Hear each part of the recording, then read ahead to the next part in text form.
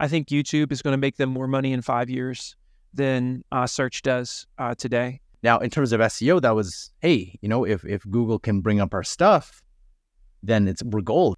I also think that buyers are more impatient today than they've ever been. Their expectations are higher. They want to find it, whatever it is, and they want to find it quickly.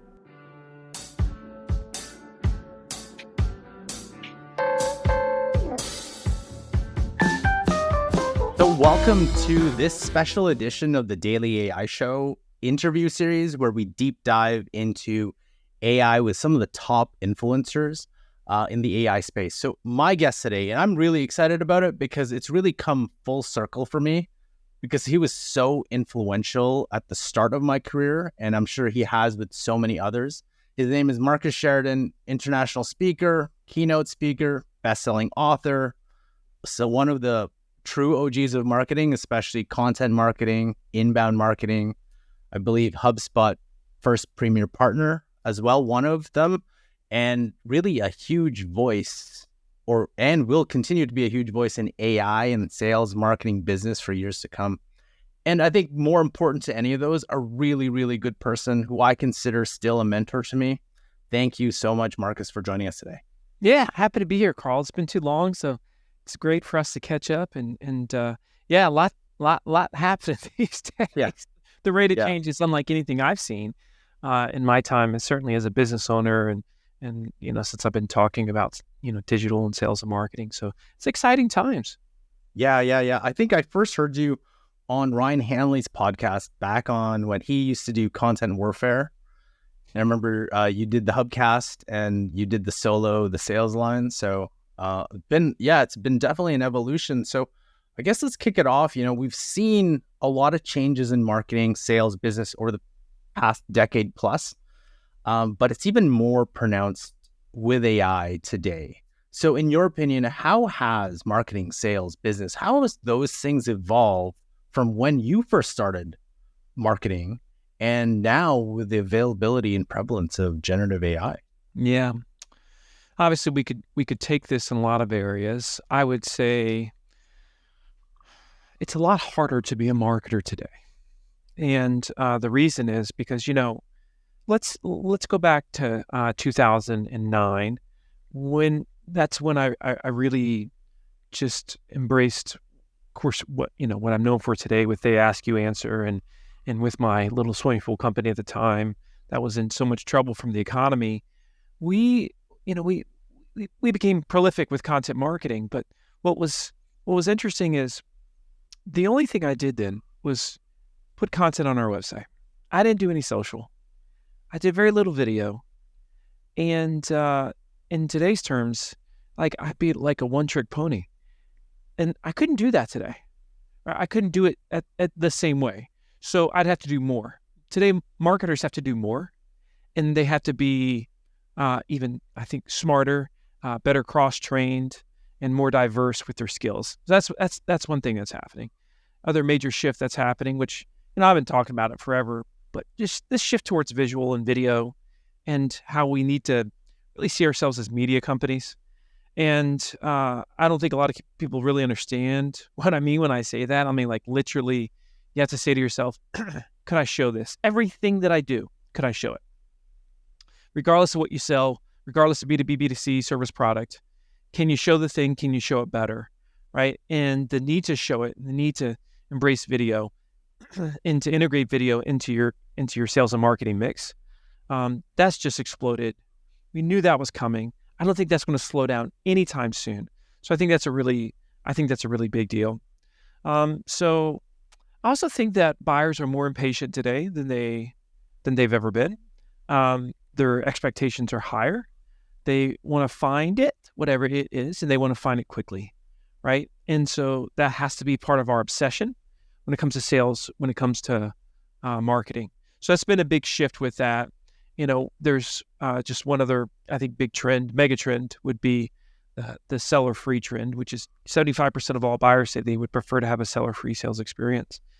That's a study from Gartner. And, what that basically means is we don't hate salespeople. We just don't want to talk to them until we're ready to talk to them, until we feel prepared, until we feel informed. And so this whole seller free trend and allowing people to do more, especially on your website, instead of forcing them to engage with a human.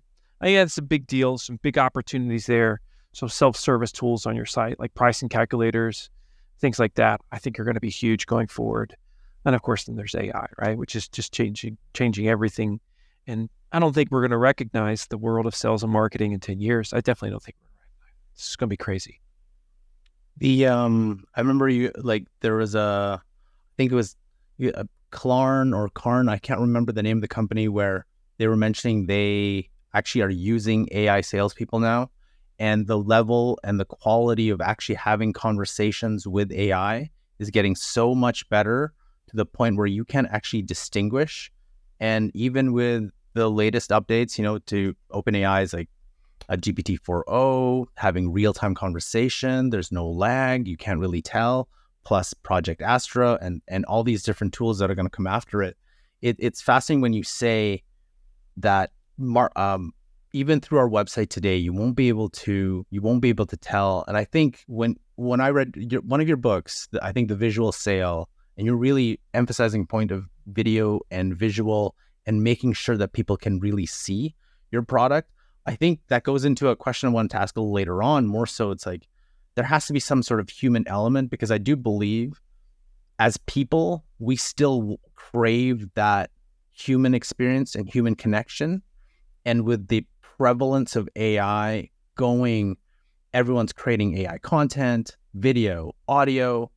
I think there is going to be room, or people will want to have that connection. But like you mentioned, I don't really want to be sold to. I don't want to talk to a salespeople, because I can do this all by myself, but I still crave that connection. How would you kind of marry those two elements? Yeah, I was thinking about this this morning.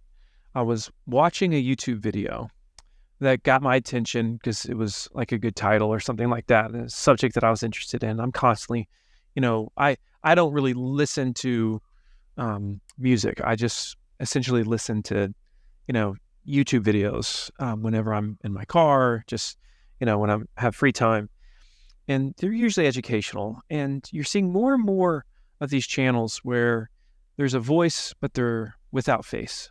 They're faceless, and they have just B-roll that's rolling the whole time. And, somebody, you don't know if it's a real person's voice or an AI's voice, is telling you the thing, whatever the message is. I have stopped watching those videos. As soon as I realize I'm not going to see this person's face, I'm out. To your point, Karl, I want to know who is teaching me. I want to see who the person is, and I want to get a sense for their personality, right? Because that's dictating how much I trust them. And so if they're teaching me, but they're hiding behind a voice, that's not theirs. If they're hiding behind a face, that's not theirs. If they're hiding behind B-roll, then I don't want to play. Now, someone might listen to that and say, well, that's not very nice of you. That's just called being human. That's how it works.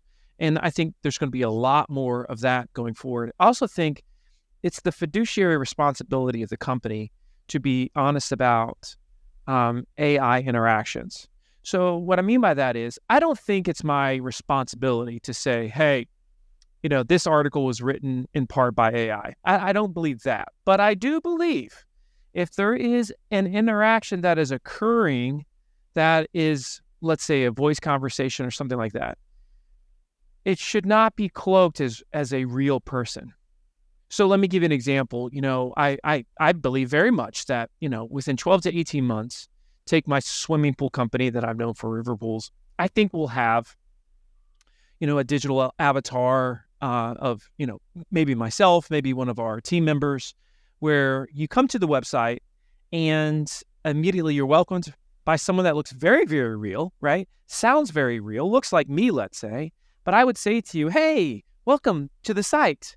This is digital Marcus. It's not the real Marcus, but I'm using his information. I'm using his brain, and I can help you in two ways. I can answer any question you have, in this case, fiberglass pools, or I could even give you a quote right now if you're interested in receiving an estimate. So I think that's going to happen. I want to be the first in the home improvement space to do that. But I'm not going to lie to people and act like, hey, I'm real and I'm excited to talk to you right now. No, that's BS. That's not okay. And I don't think that's good at all.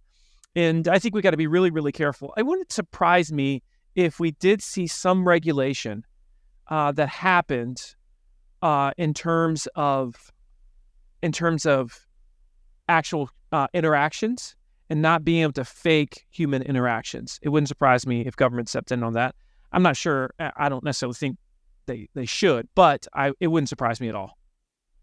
There was one situation on that when you talk about regulations is, I think there was a CEO who asked, hey, could you just clone or create an avatar because we're doing all these RFPs and it's just a lot for me because I have to, I'm traveling and do all these things.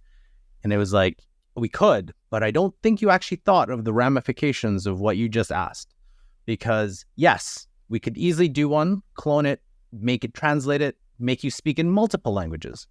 But did you realize that you nearly gave the company, because I will create it, a license to create something that that says things that you may not ever have said before or will ever say. And I need you to think about that from a go forward perspective, because who owns this avatar? You do, or does the company do? Mm-hmm. And what permissions did you give it that, because, as a CEO, it's like, yeah, just do it. I'm too busy. I got to do these things. I'm like, sure, we'll do it again, but we can make you say anything. And when you leave, or if you leave, I don't think no one has actually talked about, you take this avatar with you. It's like, no, this avatar stays with the organization because it was created by the organization. So we can continue using it, especially if you're like a big influencer or somebody who has built the company using your brand, your personal brand. So it's those kind of things. And obviously, Wild Wild West, there's really limited rules and whatnot. So it's very fascinating. But yeah, it's something that I don't think people are really thinking about. But let's be honest. Yeah. I mean, 99% of people in business right now aren't thinking about digital avatars and how they're going to be used. And that's because they're just not used to rate of change like this. Like if you think about 1996, this thing called electronic mail hits, lots of companies pushed back. And over the course of a couple years, they were able to say, okay, I'll do this thing that today we refer to as email. But a lot of people push back. And then over the next 10 years, there was this period where a lot of companies were still pushing back on, do I have a website or not? And so it took about 10 years until every company realized, yeah, I pretty much have to have a website. I mean, 99%. Got to have a website. So there was time. We don't have that same time now. It's not working. It's not working like that. And so people are used to, once again, just what their experience with digital.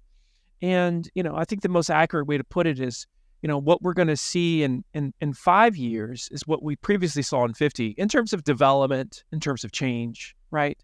And so, because of that, it's very, very hard for folks to fathom what's going on. But to your point about avatars, I think we're going to see IP laws that we can't even imagine right now. You're going to have this whole new field of legal that isn't even written yet. I mean, like annals of books that are going to be written because it introduces a lot of perplexities to what you're talking about right now, which is, does the IP stay? Does it go? Whose is it? Did we do the proper, paperwork beforehand, if you will, in terms of agreements and how it's used?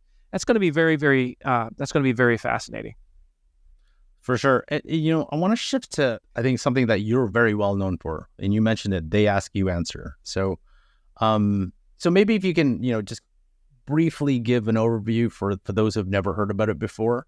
And really what I want to get to is, has that concept changed in the age of AI, or is it even more prevalent today? So they ask, you answer started from this quick story. I opened a swimming pool company with two friends in 2001. And we were, fighting to grow the business up until 2008. We had the market crash. Looked like we were going to lose the company. I was sure that we were going to have to file bankruptcy. But the great thing about pain is it forces us outside of our comfort zone. So that's when I started to learn about things like inbound and content marketing. studying from companies like HubSpot. I was very early in that world there. I think I was customer number 900 and something with HubSpot, right? Which is like pre-1000. It was a very, very early with HubSpot. And as I was studying all this stuff, I was like, okay, so basically, here's what the world's telling me. I just need to obsess over my customers' questions, worries, fears, etc. And I need to be willing to address those on my website through text, through video. And so that's what we did. We did it prolifically. We became essentially like the Wikipedia of in-ground pools. And it became the most trafficked swimming pool website in the world. I started writing about it. And that led to companies saying, hey, can you teach us how to do that, Marcus? Which led to the book, which led to an agency, which led to, me now helping thousands of companies implement They Ask You Answer in their organization, B2B, B2C, across the board, right? So it's been a really crazy ride. In fact, the third edition of They Ask You Answer is coming out later on this year. And this one has a big focus on AI because it has changed, as a matter of fact, Karl, right? So how has it changed? Well, like I said when I started, the initial thrust of river pools saving the business, it was built on the traffic we got from Google. I can't guarantee Google's even going to be a major player in the, at least in the world of search in 5 years. I'm not sure about that, and I'm sure that it's not a smart idea in 2024 and beyond to build your house on Google. It's just not. That's not the way to go. Now, what applies more than ever is buyers want to know certain things. And if they can't find it from you, they're going to find it from someone else. And they're going to find it from AI, they're going to find it from search engines, they're going to find it from social, they're going to find it from YouTube, etc. And so where we've taken They Ask You Answer and where this framework has expanded to, if you will, is if you look at the next version of the book, there's a ton in there on applying the principles of transparency, of better information, of talking about that which nobody's willing to talk about in your space, of showing that which nobody's willing to show, of selling in a way that nobody's willing to sell, doing that on social, doing that on YouTube, doing that just across the board, and not just doing it from a perspective of, let's say, Google and winning the day with Google, because that's a house built on sand, and it's not a good idea because we don't know where it's going to be. And I think like that obviously takes us to SEO, right? And when when you started, everything that I went through, learned, especially one of your very first books, which I'm not sure very many people know. It was called Inbound and Content Marketing Made Easy.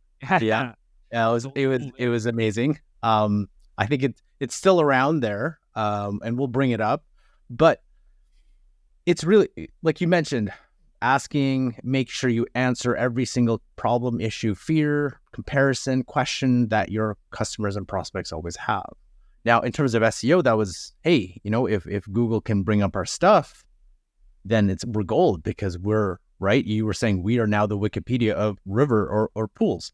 Yeah. But what happens when Google, Perplexity, TikTok, YouTube, U.com, whatever AI search engine on top of that, what if they're showing the answers and there's no more attribution to whoever actually wrote it? So what is your take on like SEO today with AI search?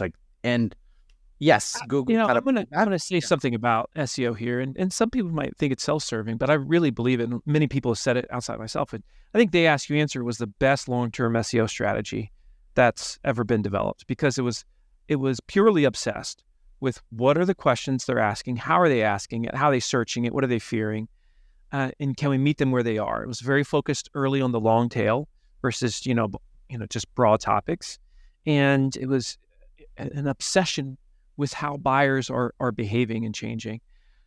With that being said, I do think search engine traffic overall is going to continue to go down for a lot of companies. Now, let's say you're in a industry right now that is in a more, let's say, unique niche. There's not tons of content. Nobody in your niche has done something like They Ask You Answer. Well, you can see still tremendous growth in terms of traffic, leads, and sales on your website because it's just not there. Whereas if you are already at the top of your game and you have a ton of traffic coming your way already because you've been doing this for 5 years, there's a pretty decent chance that you're going to see some dip. And that's just simply because we know that there's just less people that are going to be using Google, and there's less people that are going to be landing on the site. And it's only going to get worse because, like right now, what's going to happen for a season, let's say, is you're going to use AI, you're going to get some of your top of funnel stuff out of the way, and you're still oftentimes going to end up going to a website. And the thing about going to that website is you still expect to be fed, and you still want it to be a user experience, right? And you're going to get to the point where you expect every website to have its own version of ChatGPT so that you can ask it any question and it will give you any answer. But of course, most companies aren't ready for that because they don't have the data, right? It's not there. Mhm. The information's not there to feed an LLM and to really provide a great UX. Whereas if you go to River Pools right now, I can use AI right now and provide a tremendous UX using AI because of the fact that we have so much previous content. So this is something that a lot of people haven't really thought about, and that's going to matter to you going forward. Is like, is your LLM or your chat experience or that digital avatar or whatever it is it using your information, or is it using the web's and you just put a little bit of your stuff in there, right? Like, that's not a good thing. And so I definitely think that there's going to be a drop-off consistently over the course of time with search. I think it's inevitable. I don't think Google's almost $200 billion search business is going to be close to that in 5 years. I think YouTube is going to make them more money in 5 years than search does today. And I've heard SEOs saying, I don't think that this whole AI thing is actually going to affect SEO very much. And I don't think it's going to affect SEO companies. I'm thinking you're crazy if you don't think it's going to affect them. I think it's going to be a dramatic shift. I think a lot of SEO companies are going to be in trouble. They're going to be found to be redundant. I think AI is going to quickly become much better than probably somewhere between 80 to 90% of a lot of these SEO companies that, frankly, have never really done a great job anyway. But because of ignorance in the marketplace, in solid marketing, they were able to get a lot of business. But again, I don't see that business being built to last. If you're getting value from this interview, we'd really appreciate you hitting that subscription button. And the question for you today is, how has SEO changed for you and your business in the age of AI search? Let us know in the description below. And it all goes back to the connection you made in terms of visual and video. And I still remember 5, 6, 7 years ago when, you were really pressing it. And I think you and George Thomas and a couple others were really pressing, hey, you really got to get on this video aspect. Horizontal, vertical, it doesn't matter. And what's interesting is whenever I still hear SEO, it's still heavily weighted towards written, heavily rated towards creating content programs, creating blogs. It's like, well, like you said, if that can be easily done by AI, and it's just going to get better. So even though people say, well, it can't replace humans, like, well, if you prompt well enough, and it's just going to get better in reasoning, you can. Yeah. You can. 100%. That's the thing, is there's so much intellectual dishonesty out there right now, Karl. It's like, it's and I've been a part of that at the beginning of this. One of the main quotes early on was, AI will replace you. Somebody using AI will. Yeah. It's like, no, AI is actually going to replace a lot of people without a human, right? I mean, to a degree. There's going to easily come a time when 10 staff members will now be able to do what 40 staff members used to be able to do, and those 30 won't be replaced. And so that's being intellectually honest. It doesn't mean you're callous. It just means you care enough to tell people the truth of probably where we're going to be, which is why I think we need to be incredibly cross-trained. I think certainly as marketers, we really better be in the AI sandbox. We better be I think what's going to happen is there's going to be a certain percent of marketers, especially, that won't take AI very seriously. And when I say seriously, I mean, you should be in the sandbox a couple hours a day right now as a marketer.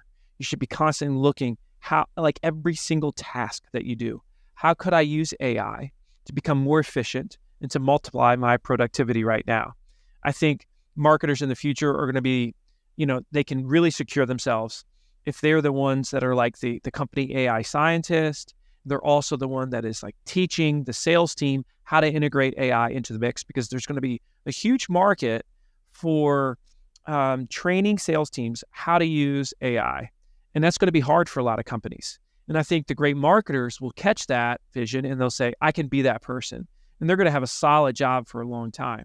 But to say that it won't affect marketing, say that it won't affect sales, it's just not true. I mean, it's going to affect a lot of industries, especially, of course, white collar industries, which is the big surprise because, 10 years ago, we were saying that, when we talked about AI and job displacement, it was all about truck drivers. That's all anybody wanted to talk about, is truck drivers. And now, today, it's all white collar, which is hilarious. I also think we're going to see a massive blue collar job explosion.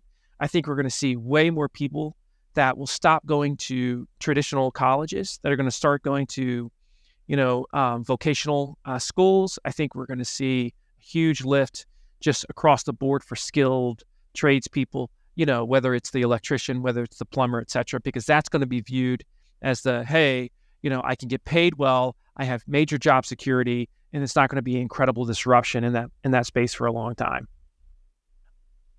What you mentioned in terms of education is a big part of what I'm thinking, because I have a daughter and she's only 9 and she's thinking about, we're slowly introducing a couple of these things, but I also have a friend in higher education tech space.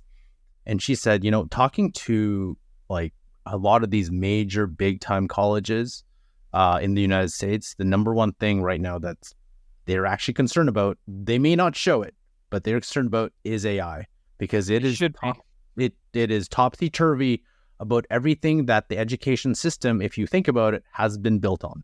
I think about the education system, I would compare them to the Yellow Pages of the 90s. Now, a lot of people don't remember the Yellow Pages and didn't ever do business with the Yellow Pages, but it was such a crooked scheme, the Yellow Pages. Here's how it worked as a business.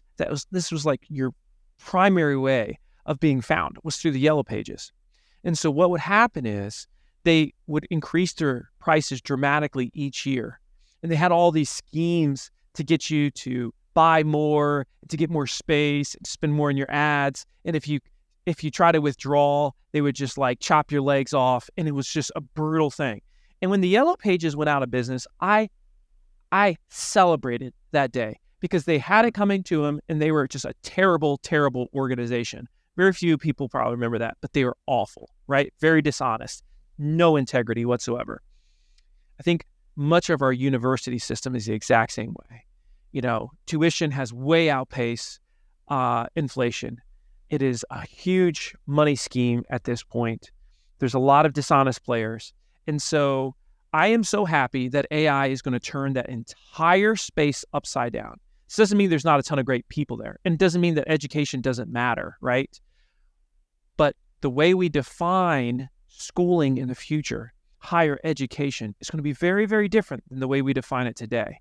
And we're not going to send our kids out to the workforce with a couple $100,000 in debt anymore, because now they can have multiple personality type tutors that they are working with on any subject in the world that they want to work with, who knows dramatically more than any professor they would have ever worked with. And as long as they're motivated, they're going to be able to get what they want. I mean, if you look at what Khan Academy right now is doing, they're on the front edge of it. Yep. And this is only going to get more and more interesting. So I can't wait for that industry to be flipped on its head, and it's going to be well-deserved. I think it's interesting that there's not more people that are actually thinking how for $20 a month, pick whichever one you want, Anthropic, OpenAI, whatever you want, pick it. This thing can literally teach you anything you want at any time, not get annoyed with you, not, cater to your level of learning. And, with the updates coming up, higher reasoning, you can in real time talk to it, showcase it, show your pictures. It can see, hear, remember, connected to your data. This is, to me, one of the biggest undertakings in terms of education that I believe democratizes really education, truly, where everybody has that AI tutor that they can go to whenever they want. And it still boggles my mind that there's not a lot of people who are still using these things for that purpose outside of, yeah, I'm just going to use it to write my papers. Like, Right. you do to your know, point, you can tell it what type of professor it is. You can tell it what type of personality you want. You can tell it to give you an entire semester's worth of lesson plans. You can have it design each one of those lesson plans. You can have it walk through it with you. I mean, it's just like on and on and on. It can do everything and more, right? And that's why the whole system, which is already just so gamified, rigged, and dishonest, is going to get flipped on its head. My grandkids, because my kids are now all teenagers and above, my grandkids, they're not going to go to university. I don't think any of them will go to university, at least nothing like we would know that university be today. And if any of them spent more than a couple $1,000s a year on their university education, I would be shocked, right? Because to your point, it's going to be so inexpensive to get a great learning experience if you decide so. Now, granted, there's still going to be a lot of things that AI won't be able to do with you because there's the hands-on component. So if you're, a medical professional, you're not going to be playing with cadavers, in your living room. So before anybody's like, saying, Marcus, you're an idiot, I recognize there's going to be, what's going to happen though is we're going to see the separation of, you're going to have universities that are purely for specific fields, and they're not going to have generic fields because those generic fields now will have already been picked up by AI, and there's no need to, for you to have, psychology majors anymore going into a university. That's ridiculous, right? Communication majors, things like that. You're going to have a school just for doctors. Boom, that's it. That's the model of the future for education. So let's roll that back to, marketers, salespeople, business people. Where would they now? So let's take it. We're looking at a marketer today, maybe mid-career, early career. Mm-hmm. What are some of the mind shifts that they need to take right now in terms of AI? And what are some of the actions they really should be taking? Yeah. So I alluded to this, a few minutes ago to a degree, and let me hit it harder. I actually wrote about this today and posted about it on LinkedIn, which if you're listening to this, you should follow me on LinkedIn because that's where I mainly put my best stuff. So I talked about how there's really 5 ways to become an indispensable, and I think that's the key phrase, an indispensable marketer in the AI age. That's what we all want to be. If there's people being let go, that leadership, boss, whomever is looking at us and saying, but that person, they're indispensable. So if I'm a marketer, here's the 5 things. I need to become a creative master, right? And when I say creative, it's like if there's one area where AI is going to have to continue to grow, it is going to be creative, but it's certainly not now at the level of where it needs to be. And there's this beautiful place for folks that can think outside the box, for marketers that can do it differently than it's been done in their space. And keep in mind that AI is mainly pulling from what's been done before. And so for those that can think outside that box, then they've got such a strong place. So you got to think like a tremendous creative. And a lot of the content that's working today is just much more creative than traditional content of the past. You got to create emotionally intelligent content. So that's the second thing. And, it's like when we think about like emotional intelligence and connecting with your audience on an emotional level, using empathy, humor, like truly meaningful engagement, thoughtfulness. Can AI do that? Certainly to a degree, and it's going to get better, but I think there's a big play for that. Marketers got to be focused on that. I think the biggest thing that marketers can do is to be obsessed with trends that are happening. And we're going to see a lot of trends that will pop up. And I think back to what made me so successful with River Pools is I saw the trend that was content marketing. I did things within content marketing that had never been done. I was early to it. And because of that, we just completely dominated the industry. And so you want to become a trend expert, and you just want to just be constantly self-aware of what's going on. How are you changing as a buyer? How's the marketplace changing? And how do you need to adapt because of that as a marketer? 4th thing is you want to become an AI scientist. You want to be the number 1 experimenter on your team with AI. You want to be going back to leadership constantly and saying, hey, we've ran these experiments. Here's the efficiencies that we've gained. Here's the improvements that we've made. Here's some opportunities that we see. Here's where we failed. All those things are positive. And then to what I said earlier, I think everybody that's in marketing should become an AI sales trainer as well, which means you're going to the sales team and you're saying, I'm going to teach this team how to use AI because I'm the one that has been swimming in it, for the last 6 months, 12 months, whatever it's been. And now my sales team, they're being forced to do it. Well, who's going to teach them? I think it should be marketing in a perfect world. So those are 5 that I could see to make you indispensable.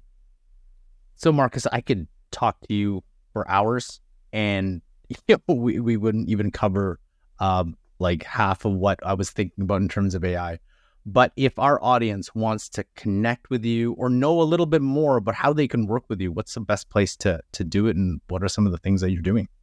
Yeah, you can find me on LinkedIn, and you can email me directly. Marcus@marcussheridan.com is a simple one to do.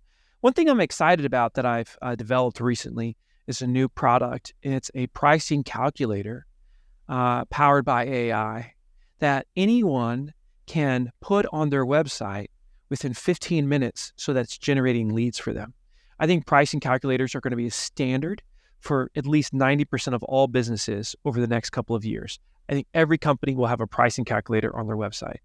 And so I was the first in the swimming pool industry to have one on our website, and it produced just incredible gains. And I think every industry could do it. And so I built a tool that allows you to input your industry, and then AI suggests all the questions that you could ask someone during the estimation process so as to be able to give them a quote.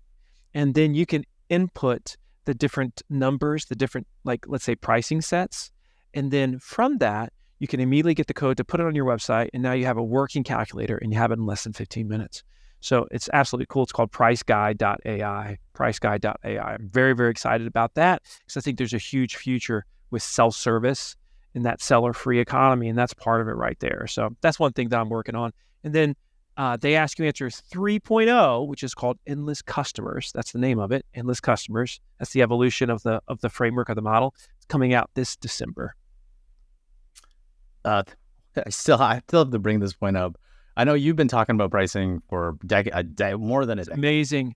It's amazing. I've built a life just around teaching people to be more price transparent. And can you believe I would still, 50, 40% of, let's just say B2B, they still do not put the price on their website. Well, it's higher than that.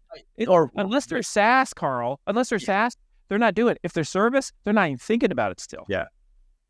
I'd say 95% of B2B service-based businesses will not even give you any sense for pricing unless you call for quote, which is the middle finger of the internet. Yeah. And with AI, I could literally go to ChatGPT. Yes. Yeah, how much does this cost? Yes. Right? How much does this cost? I don't know. The ostrich with its head in the sand. Yeah. So yeah, I'm pretty excited about that. And so I've got that. So there's some big things coming around, man. I'm baking out a bunch of stuff. Sounds good. Thank you so much, Marcus, for joining us. And I think that's a wrap.